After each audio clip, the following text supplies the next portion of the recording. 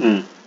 ఇక్కడ నేను లాస్ట్ చెప్పాను కదా already AWS interview architect interview questions and answers. నేనేంటంటే ఈ రియల్ టైం కంప్లీట్గా రియల్ టైం వాళ్ళు ఏంటంటే మ్యాక్సిమం అంటే ఒక క్లౌడ్ ఆర్కిటెక్ట్గా మ్యాక్సిమం అడుగుతారు. ఏంటంటే అంటే మ్యాక్సిమం ఇదే మోడల్లో వస్తాయి. అంటే అలాగే యాజ్ ఇవే క్వశ్చన్స్ ఇదే మోడల్లో మ్యాక్సిమం వస్తాయి. మీరు ఆ మోడల్ వచ్చేటప్పుడు ఏంటంటే వీటిని మేనేజ్ చేసుకుంటే మనకు సరిపోతుంది. ఫస్ట్ ఏంటంటే okay, what is the AWS landing zone? అసలు ల్యాండింగ్ జోన్ అంటే ఏంటి అనేటటువంటిది వాళ్ళు అడిగినప్పుడు ఏంటంటే మనం కంప్లీట్గా ఈ ఎక్స్ప్లెనేషన్ ఇస్తే సరిపోతుంది. AWS landing zone is a secure multi account AWS environment built using AWS best practices. It provides centralized governance, security, identity management, networking, logging, and account provisioning. అర్థమైందా? అంటే కంప్లీట్గా it's a centralised multi account. మనం ఏంటంటే landing అంటే యాక్చువల్గా ఏంటంటే మనం రెండు విధాలుగా అంటే చాలామంది AWS control tower landing zone అని కూడా అంటారు. ఓకేనా? అంటే ఇంతకుముందు ఏం చేసామంటే మనం ఓన్లీ ల్యాండింగ్ జోన్సే వాడేవాళ్ళం, కంట్రోల్ టవర్ యూజ్ చేసేవాళ్ళం కాదు. అది కూడా మనకి ఉంటుంది. లేదంటే మన కంట్రోల్ టవర్ ఏంటంటే మోర్ అడ్వాంటేజ్ ఏంటంటే ఆటోమేషన్ అయిపోయింది చాలా వరకు. ఏంటంటే గవర్నెన్స్, సెక్యూరిటీ, ఐడెంటిటీ మేనేజ్మెంట్ ఇవన్నీ ఏంటంటే మనకి ఆటోమేషన్ అయిపోయింది అనమాట. అది ఇప్పుడు ఏంటంటే కాంపోనెంట్స్ వచ్చేసరికి organizations, control tower, identity center, cloud ట్రైలో, AWS config, guard duty, security hub, shared networking, logging account and audit account. ఓకేనా? What is the control tower? Control tower అంటే ఏంటి? AWS control tower automates set of secure multi account AWS environment. అర్థమైందా? అంటే account factory అంటే మనం ఈ futures ఏంటంటే దీంట్లో ఉండే ఫ్యూచర్స్ ఏంటంటే మనం ఒకసారి మనం అకౌంట్ క్రియేట్ చేయగానే ఎడిషనల్గా ఇవన్నీ కూడా అకౌంట్ ఫ్యాక్టరీ అని, guard trial, landing zone deployment, centralised logging, governance, drift detection. ఓకేనా? ఇవన్నీ కూడా యాడ్ అయిపోతాయి అన్నమాట. ఓకేనా? అంటే వీటితో పాటు ఇవి కూడా యాడ్ అయిపోతాయి.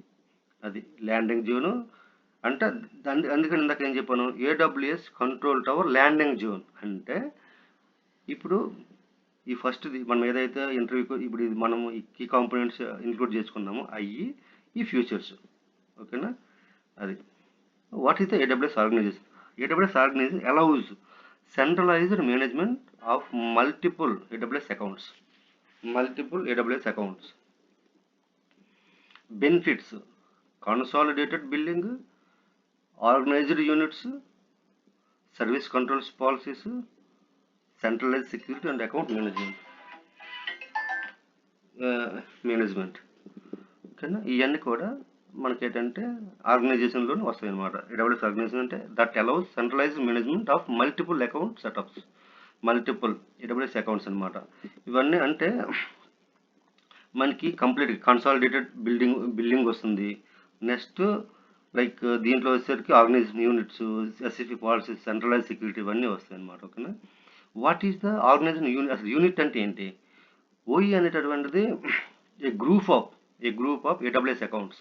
అంటే ఫర్ ఎగ్జాంపుల్ మనకి ఇక్కడ ఎగ్జాంపుల్ ఏమి ఇచ్చాడు? Security OU, infrastructure OU, production OU, development OU, sandbox OU, ఇవన్నీ ఇచ్చినాడు కదా. ఓకేనా? Policy can be applied at OU level.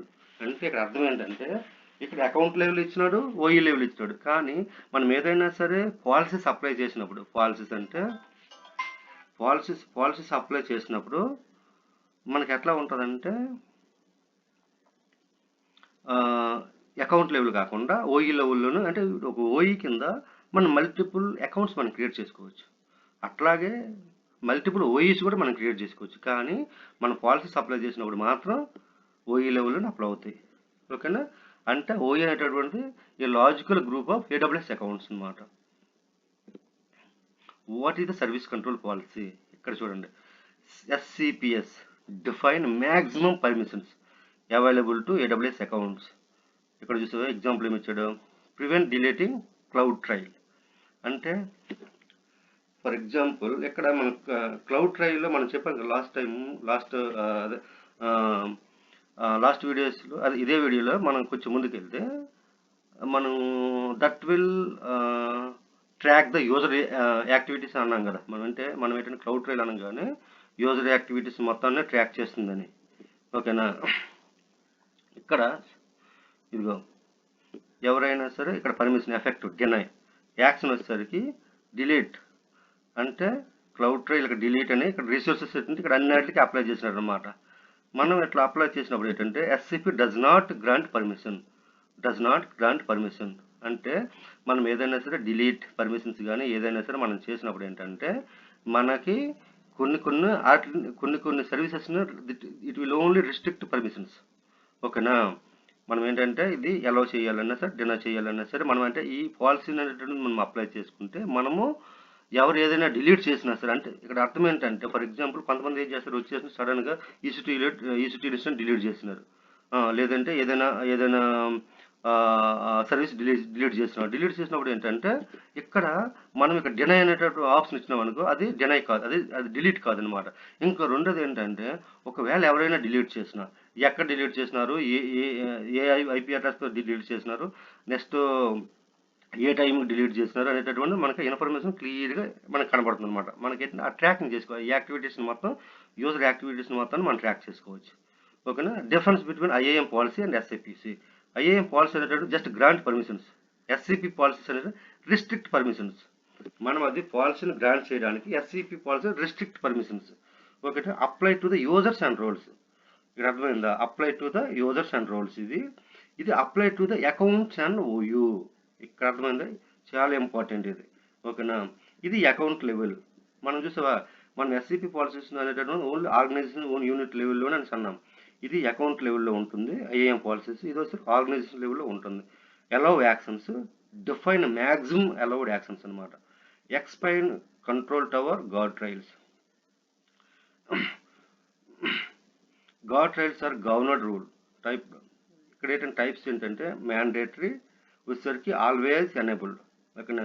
Strong recommended వచ్చేసరికి ఈడబ్ల్యూ బెస్ట్ ప్రాక్టీస్ ఏంటంటే మనం ఇవన్నీ చూసుకుంటే అర్థమవుతుంది అనమాట. For example prevent public S3 bucket, enable cloud trail, ఇవన్నీ కూడా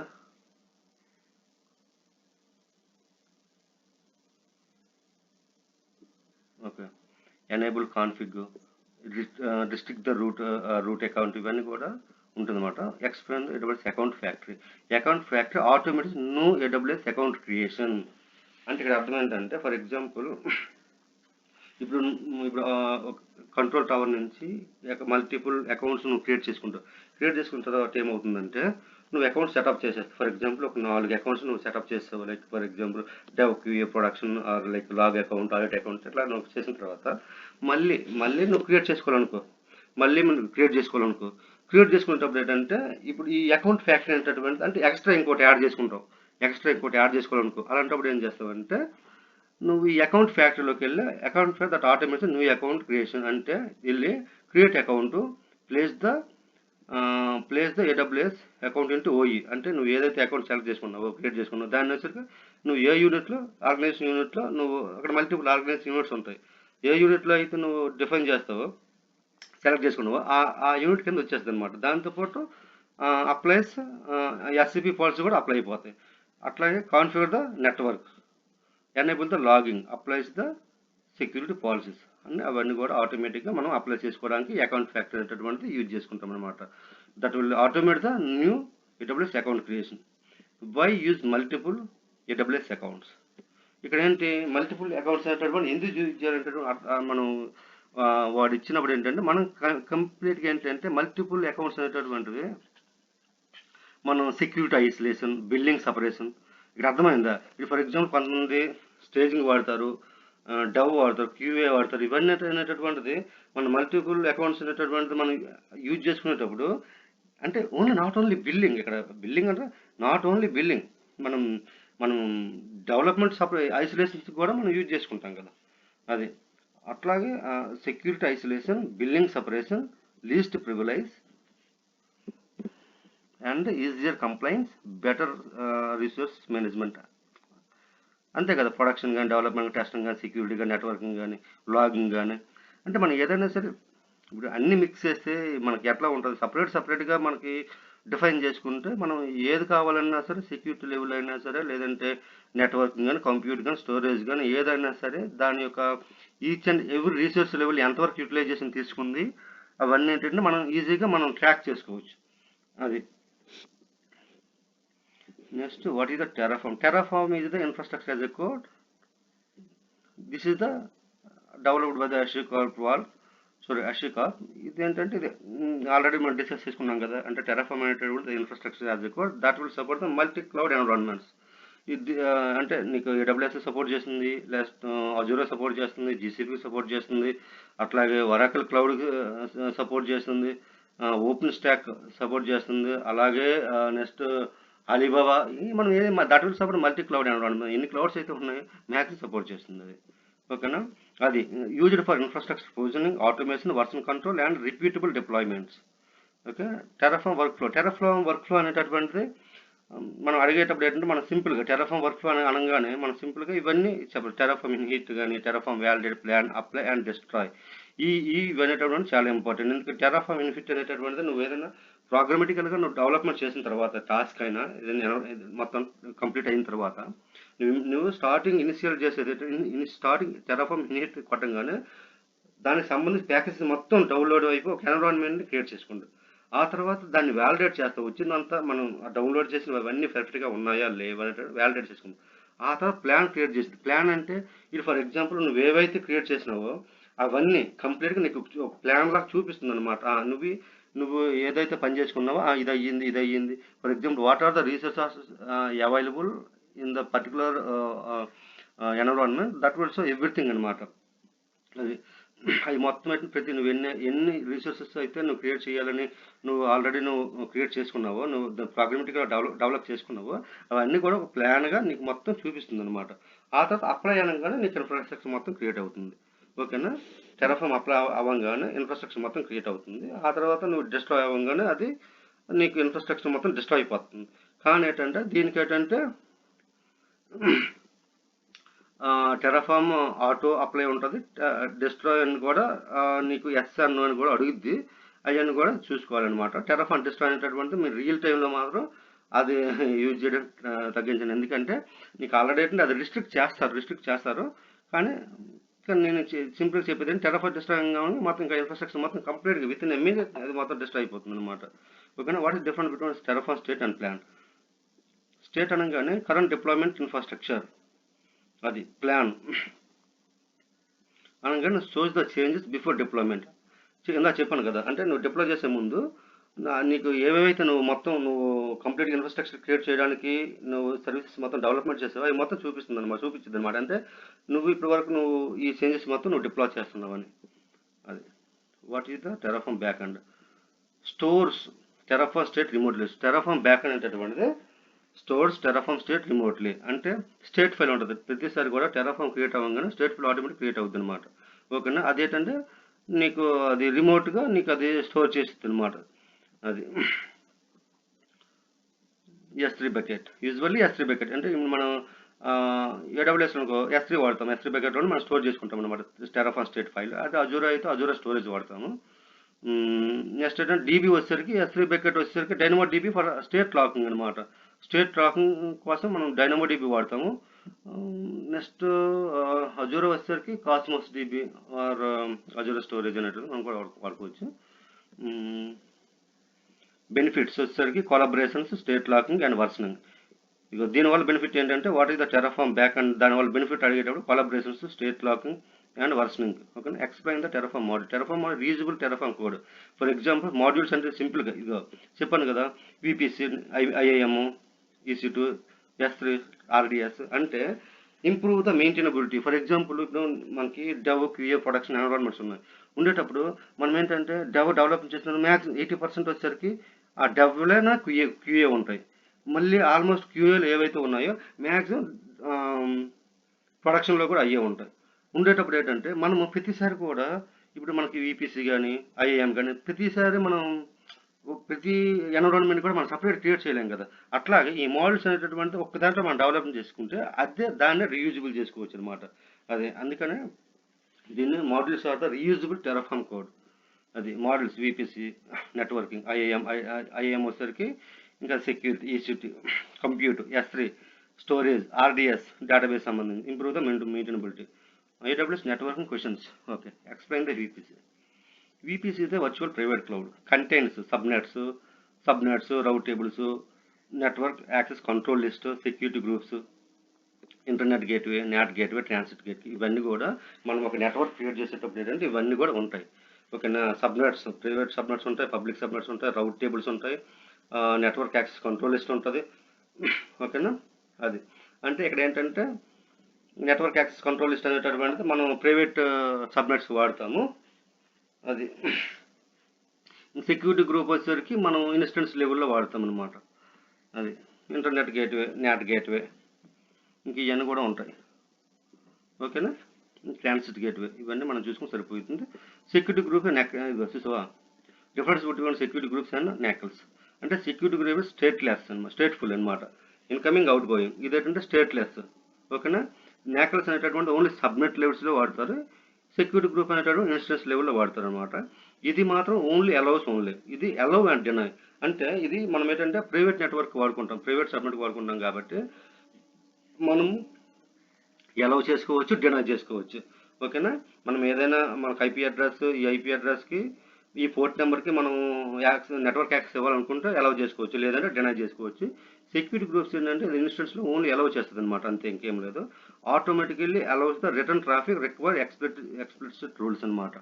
ఓకేనా. What is the AWS transit gateway? Transit gateway central hub connectivity, VPCS and VPN and direct connect and reduce the mesh networking. అర్థమైందా?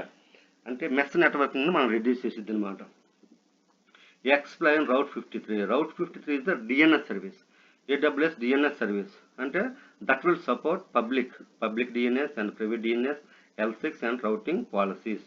అంటే DNS అని తెలుసు కదా, domain networking services. అంటే ఇప్పుడు మనము ఫర్ ఎగ్జాంపుల్ మనం ఏమైనా వెబ్సైట్ www.flipkart.com అని, ఫర్ ఎగ్జాంపుల్ www.amazon.com అని, alibaba.com, ఇంకా మన మెనీ వెబ్సైట్స్ ఉన్నాయి కదా. ఈ డొమైన్ అంటే ఈ డొమైన్ సంబంధించింది ఇన్ఫర్మేషన్ మొత్తం దీంట్లో AWS DNS సర్వీస్లోనే మనం కాన్ఫిగర్ చేస్తాం. ఓకేనా. Explain the cloud trail records the API activity used for auditing చెప్పాను కదా. ఆడిటింగ్ అంటే క్లౌడ్ ట్రైల్ ఏంటంటే యూజర్ యాక్టివిటీ కోసం, అంటే ఎక్కడ ఏం జరుగుతుంది అనేటటువంటిది మనం కంప్లీట్గా ట్రాక్ చేసుకోవడానికి. Auditing and complaints and security investigation. Okay. Difference between cloud watch and cloud trail. Cloud watch అంటే మెట్రిక్స్, అంటే మెట్రిక్స్ కోసం మనం యూజ్ చేస్తాము. క్లౌడ్ ట్రైల్ అనేటటువంటిది API logs, monitoring and auditing and alarms and complaints. What is AWS config? Track the configuration changes used for complaints. That will track the configuration changes and used for the complaints, inventory, configuration management, ఇవన్నీ వాడతాం అనమాట. Gourd duty అంటే threat detection అండి. మనకేంటంటే కొంతమంది చూసినావా attackers, అంటే మనం ఏంటంటే మనం DB లెవెల్లో కానీ లేదంటే అప్లికేషన్ లెవెల్లో కానీ కొంతమంది ఏం చేస్తారు, మాలిసియస్ యూజర్స్ అటాక్ చేసినప్పుడు, లేదంటే SQL ఇంజెక్షన్స్ కానీ, ఇవన్నీ కూడా మనం ఏంటంటే ఫర్ ఎగ్జాంపుల్ ఒక APIని మనం కంప్లీట్గా మన యొక్క వెబ్సైట్ని ఎవరైనా అటాక్ చేస్తారనుకోండి, ఫర్ ఎగ్జాంపుల్ దాన్ని ఏంటంటే అది యాక్ట్ చేసుకున్న ఇన్ఫర్మేషన్ స్టోర్ చేయడానికి ఏంటంటే మనం ఆ ఇన్ఫర్మేషన్ అనేటటువంటిది మనం ఈ గార్డ్ డ్యూటీని ఎనేబుల్ చేసుకుంటే మనము ఇప్పుడు ఆ గార్డ్ డ్యూటీలోకి వెళ్ళి ఎంతమంది అటాక్ చేశారు, అది ఎన్ని ఏపీ ఎటువంటి మనకేంటంటే క్లియర్గా మనం చూసుకోవచ్చు అనమాట. అంటే for example same IP address నుంచి మనకు ఎన్నిసార్లు హిట్ చేసినారు, నెక్స్ట్ అది ఏ కంట్రీ నుంచి హిట్ చేసినారు అనేటటువంటిది మనము అది ఎప్పుడైనా సరే అది మాలిసియస్ యూజర్ లేదంటే మనకు అది కొంచెం అటాకర్స్ ఏమైనా కనబడుతున్నారా అనిపించింది అనుకో, ఇమీడియట్గా ఏం చేస్తామంటే ఆ పర్టికులర్ IP అడ్రస్ని మనం బ్లాక్ చేసేవచ్చు. పర్టికులర్ IP అడ్రస్ని నెక్స్ట్ పోర్ట్ నెంబర్ని కంప్లీట్గా బ్లాక్ చేయొచ్చు అనమాట. ఓకేనా. అంటే దాని థ్రెట్ డిటెక్షన్ కోసం ఏంటంటే మనం ఈ గార్డ్ డ్యూటీ అనేటువంటి వాడతాము. ఇంకా like compromised instance and malware, unauthorized access and crypto mining, ఇవన్నీ ఉంటాయి కదా, దానికోసం వాడతామని. సెక్యూరిటీ అనేటటువంటిది aggregate the finding from like guard duty inspector and like IAM Access Management, MESSI, provide a centralized secure dashboard. Okay, identity center like that will provide like previously like AWS SSO like providers and single sign centralized user management అవన్నీ వస్తుంది. అట్లాగే permission sets active directory integration కూడా అది ఉంటుందన్నమాట. Kubernetes, what is the Kubernetes? Kubernetes is a container orchestration platform, function scheduling, scaling, self-healing, load balancing అవన్నీ ఉంటుంది. What is EKS? Okay. Elastic Kubernetes service, managed Kubernetes service on AWS. Difference between Docker and Kubernetes. Docker container runtime, Kubernetes and container orchestration platform. DevOps explain CI/CD pipeline. CI means like for example code build, unit testing, static scan, continuous deployment, deploy, smoke test and production release. Okay, which AWS DevOps service have you used? Okay, DevOps service is possible answer like code commit, code build and code deploy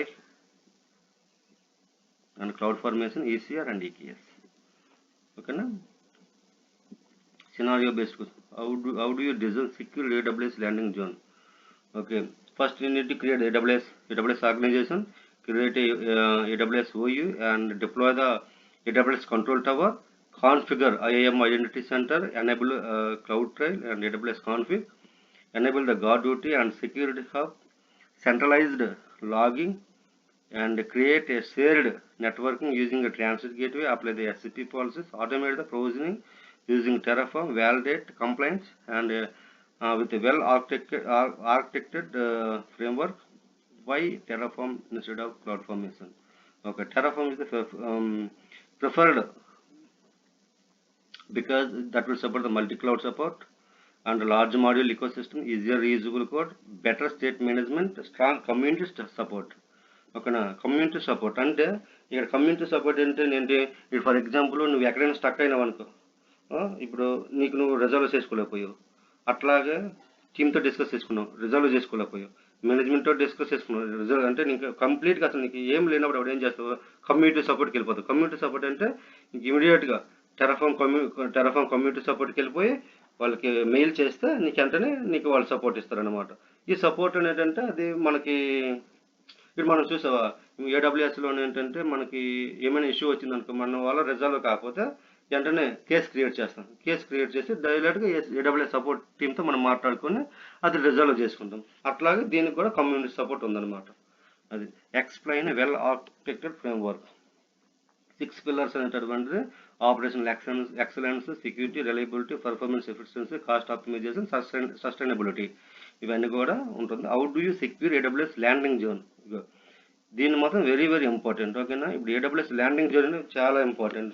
first ఏంటంటే ఇది మాత్రం చాలా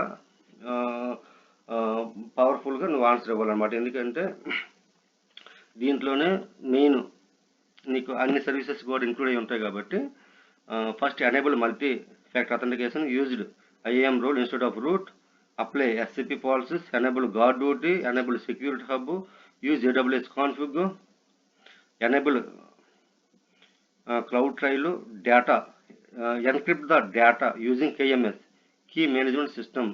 అర్థమైంది అంటే ఇప్పుడు for example ప్రతిదానికి కూడా నువ్వు AWSలోను ఏదైనా స్టోర్ చేసేటప్పుడు మాత్రం నువ్వు కంప్లీట్గా నువ్వు దాన్ని ఎన్క్రిప్ట్ అయితే నువ్వు పక్కా చేసుకోవాలి. ఎందుకంటే ఇమీడియట్గా ఫర్ ఎగ్జాంపుల్ AWSను నువ్వు S3 బకెట్లో ఒక ఏదైనా ఇమేజ్ కానీ లేదంటే ఇన్ఫర్మేషన్ నువ్వు స్టోర్ చేసినప్పుడు ఇమీడియట్గా నువ్వు క్లిక్ చేయగానే అది యాక్సెస్ డినైడ్ చూపించాలి. ఎందుకంటే నువ్వు దానికి ఏంటంటే దాన్ని ఎన్క్రిప్ట్ చేసేయాలి, కంప్లీట్గా ఎన్క్రిప్ట్ చేసేయాలి అనమాట. ఎన్క్రిప్ట్ చేసుకుంటే నీకు ఆ ఇన్ఫర్మేషన్ అనేటటువంటిది, ఎందుకంటే ఇప్పుడు నువ్వు నీ AWS అకౌంట్లో మల్టిపుల్ యూజర్స్ ఉంటారు, మేబీ ప్రతిదీ వాళ్ళు చూడకుండా ఏంటంటే మనం రిస్ట్రిక్ట్ చేయడానికి కూడా మనకి KMS అనేటటువంటిది చాలా ఇంపార్టెంట్. అది restrict the public access to the S3. ఓకేనా, use the least privilege IAM policies. Okay guys, these are the AWS cloud architect interview questions and answers. ఇది ఆల్మోస్ట్ మీకు నియర్లీ 40 minutes దాకా ఉంటుంది. ఈ వీడియో, కానీ చూడండి నీట్గా 1 బై 1 చూడండి. ఏదైనా సరే ఒక్కసారి మనం చూస్తే మాత్రం అర్థం కాదు. 2-3 సార్లు వీడియో చూసిన తర్వాత ఆ తర్వాత ఏంటంటే ప్రతిదీ కూడా మీరు అనలైజ్ చేసుకోండి. అనలైజ్ చేసుకున్న తర్వాత ఏమైనా డౌట్స్ ఉంటే మాత్రం పక్కా నాకు మెసేజ్ చేయండి. వీలైతే ఈ డాక్యుమెంట్ మీకు పంపించమని కూడా ఒకవేళ కావాలంటే నేను పంపిస్తాను. మీకు కావాలంటే ఈ డాక్యుమెంట్ మీకు పంపిస్తాను. నాకు ఒకసారి మెయిల్ చేసి సబ్స్క్రైబ్ అయితే చేసుకోండి. సబ్స్క్రైబ్ చేసుకొని లైక్ చేసి నాకు ఒకసారి మెయిల్ చేయండి. మెయిల్ చేసి నేను పంపిస్తాను. Okay, thank you so much.